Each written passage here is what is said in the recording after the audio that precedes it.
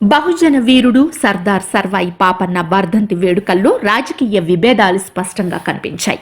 Municipal corporation ఎన్నికల అనంతరం కాంగ్రెస్ పార్టీలో నెలకొన్న గందరగోళం కొనసాగుతూనే వస్తుంది.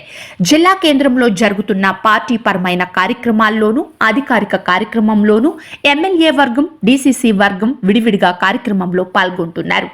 ముందుగానే సమాచారాన్ని తెలుసుకొని ఒకే వేదిక మీద ఇరు వర్గాలు కలుసుకోకుండా జాగ్రత్త పడుతున్నాయి.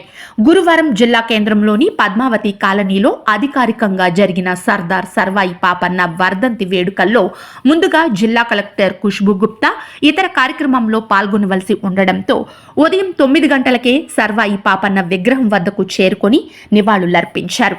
వీరితో పాటే మున్సిపల్ మాజీ చైర్మన్ ఆనంద్ కుమార్ గౌడ్, డీసీసీ అధ్యక్షులు సంజీవ్ ముదిరాజ్, కార్పొరేటర్ జ్యోతితో పాటు జిల్లా గౌడ ఉద్యోగులు, విశ్రాంత ఉద్యోగుల సంఘం ప్రతినిధులు, బీసీ కార్పొరేషన్ అధికారులు పాల్గొని నివాళులర్పించారు. అనంతరం డీసీసీ అధ్యక్షునితో పాటు ఆనంద్ కుమార్ గౌడ్ వెళ్లిపోయారు. వీరితో పాటే జిల్లా గౌడ సంఘం, విశ్రాంత ఉద్యోగుల సంఘం ప్రతినిధులు కూడా వెళ్లిపోవడంతో కేవలం బీసీ కార్పొరేషన్ అధికారులు మాత్రమే మిగిలారు. అనంతరం MLA NM Srinivasa Reddy, corporation mayor Mamata, deputy mayor Surender Reddy, MUDA chairman Laxman Yadav తదితరులు వచ్చి నివాళులర్పించారు.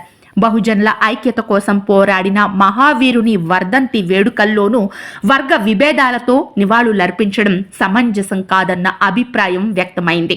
జిల్లా గౌడ ఉద్యోగులు, విశ్రాంత ఉద్యోగుల ప్రతినిధులు కూడా ఎమ్మెల్యే వచ్చే వరకు వేచి ఉండకుండా వెళ్లిపోవడం పట్ల విమర్శలు వెల్లువెత్తాయి.